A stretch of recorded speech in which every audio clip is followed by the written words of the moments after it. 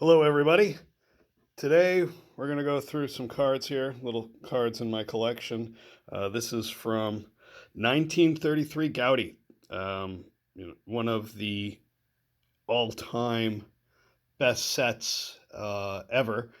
Certainly in everybody's top 10 of sets when we're talking pre-war, pre-war sets. You have this one and you have the T206 sets that I guess would compete for best sets of all time. Pre-war, certainly this one in my mind is the better one. It came with gum, and B, didn't come with cigarettes in the packs, so that's fantastic. If you look at sets of all time, you could say the 52 tops. You also have the 75 tops. That is, a vintage set that might, depending on what you're judging for quality are, you might pick one of those sets. But certainly this 33 Goudey set is fantastic. So we'll just take a look at these cards. Not in great condition. We've got Willie here. Some clipped corners, paper loss on the back. Goudey gum is a set that was made out of Boston. And we got Fred here.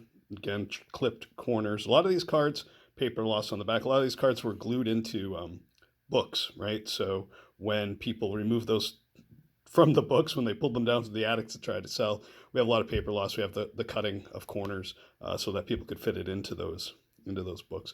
But Goudey gum from Boston. So you get a pack with a couple cards in it.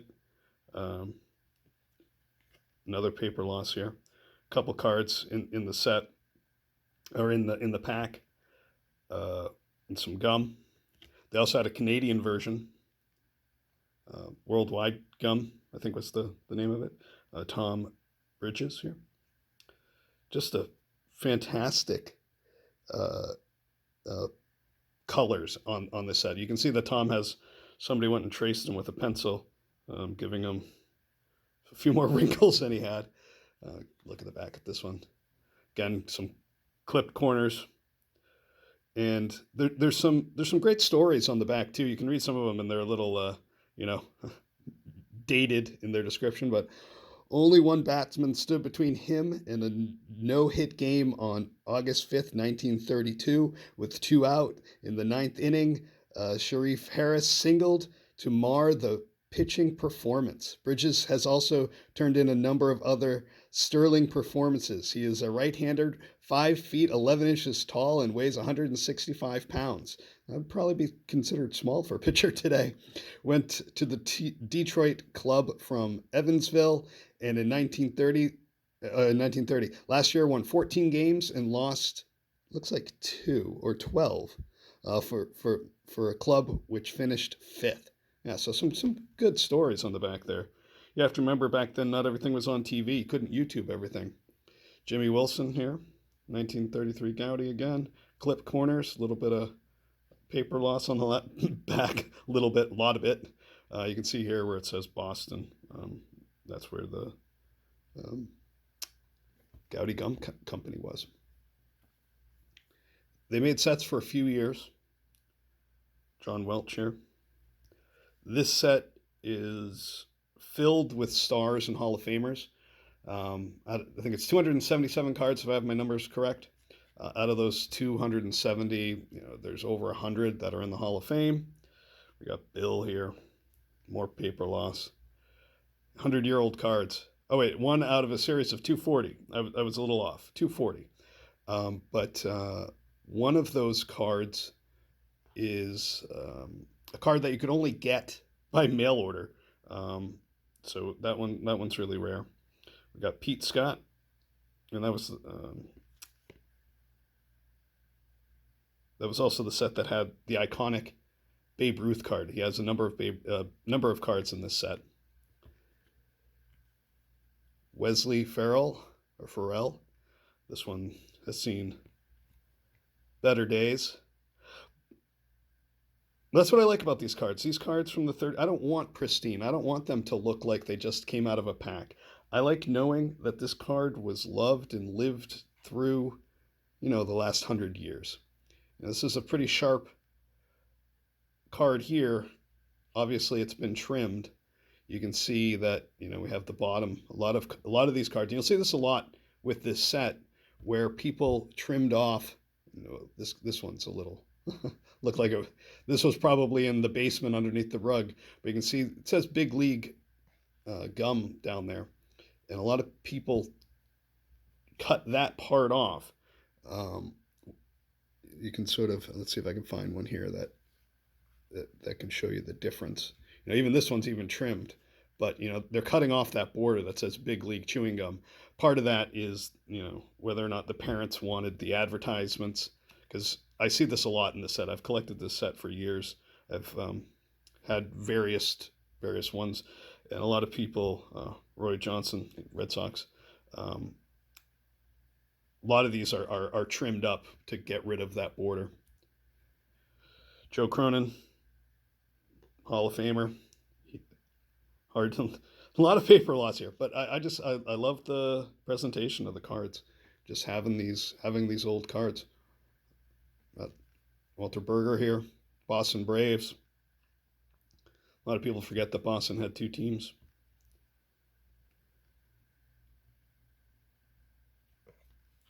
We also have a lot with nail holes, right? People put them up on their wall.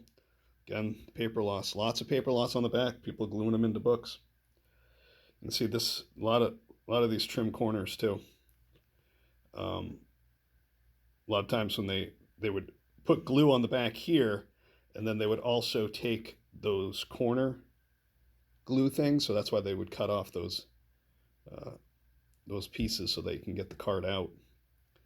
Eddie Farrell, again, really, these are all really bad condition. Can't afford good condition ones. Even the commons in this condition go for $10 a piece, and if you're lucky. If you're getting something that's a PSA grade of authentic trimmed, those still go for $30, $40. This guy's got some more drawing on him there. George Wahlberg.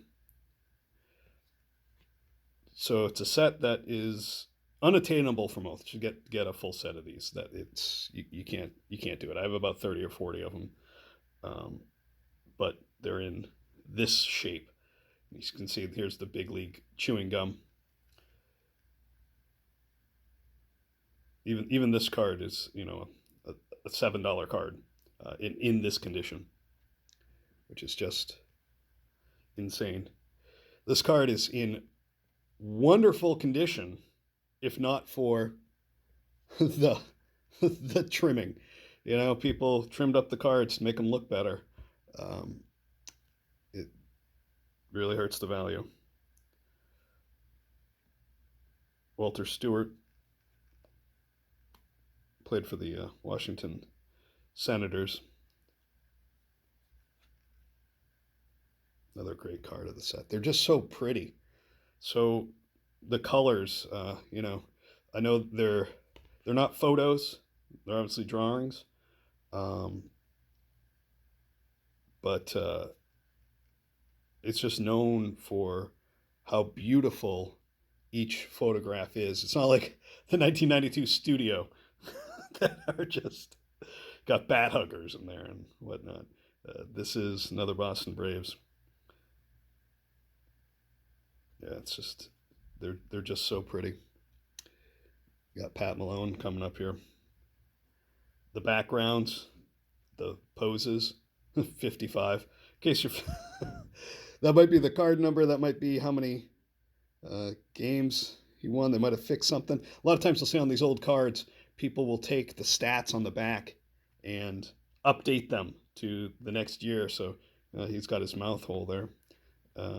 So they'll come to the back and they'll say, he's with the Chicago Cubs. If he's traded, they'll come and they'll cross that off and they'll put whatever team that he happens to be with next.